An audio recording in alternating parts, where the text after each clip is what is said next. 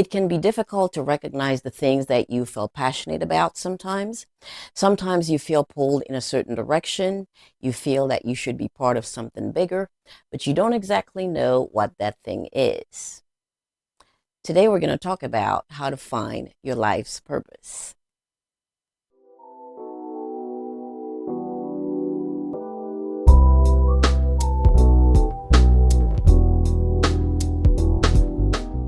Now, what is purpose? Purpose is the ability to find meaning and fulfillment in your life. It's about your reason for existence. The real question is, why am I here and what it is that I should be doing? Now, although I can't tell you what your purpose is, I can certainly help you figure out what that is. So today we're going to be asking you 7 questions to help you start to think about what that purpose is. So what were the things that your parents said or your family said that you enjoyed doing when you were younger? Maybe you enjoyed playing with cars. Maybe you enjoyed reading. Maybe you enjoy making clothes, or you took photographs of unusual objects. Maybe you enjoyed baking. Okay. What was that thing that they said that you enjoyed doing when you were younger? When do you feel your happiest? Lacking purpose can make you focus on the negative. So even if it's something small, you want to focus on the positive things, because if you think on what makes you happy, it's going to help you point you in the right direction. Remember, there's no right or wrong answer. Okay?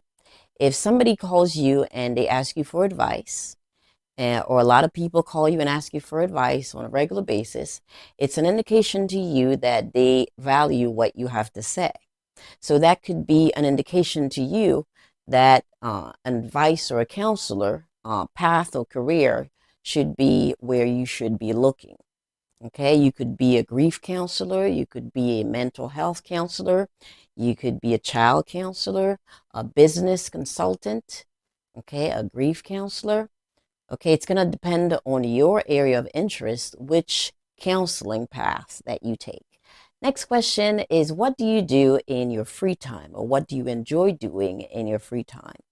Usually when we do activities in our free time is because we do it because we enjoy doing it.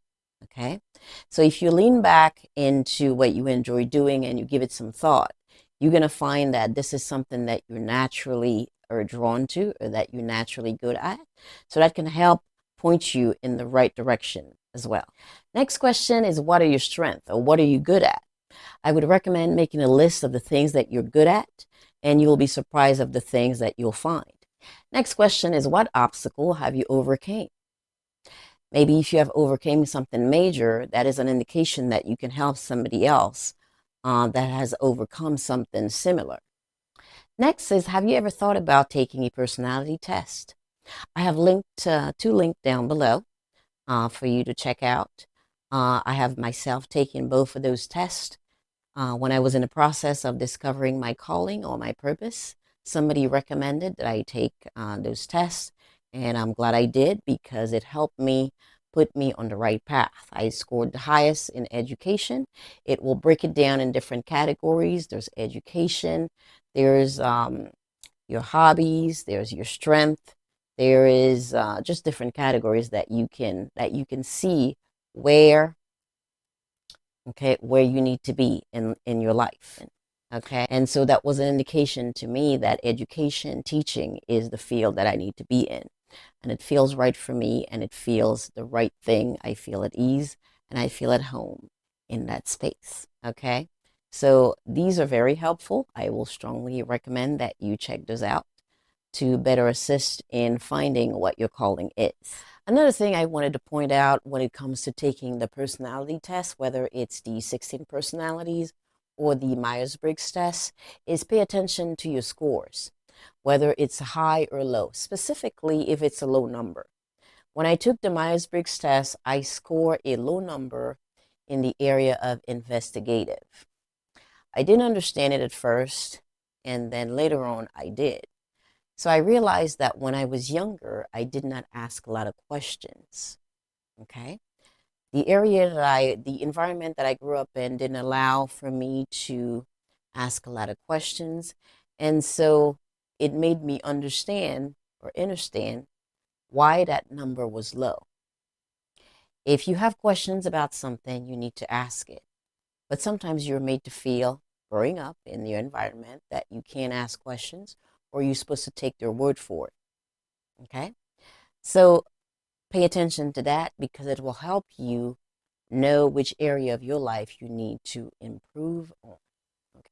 Now, one thing I want you to understand when you're looking or discovering your purpose, it has nothing to do with anything on the exterior. It has nothing to do with your house, your car, your degree, or any of that. It has to do with you, the person. Okay? How do you know that you have found your purpose? You know you have found your purpose because of the way you feel when you are working in your purpose. What do I mean by that? It comes naturally to you. It doesn't require any formal education. You're going to feel at ease when you do it. You're going to feel happy when you do it. You're going to feel like it doesn't even feel like work when you're doing it. Okay? Which is how I feel when I teach. Teaching comes naturally to me. I don't have to think about it. I don't have to second guess it. It comes naturally to me because that is what I was born to do.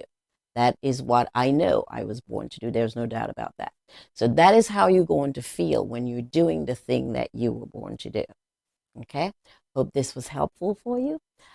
Please like, share, and subscribe to the channel, and we'll see you soon.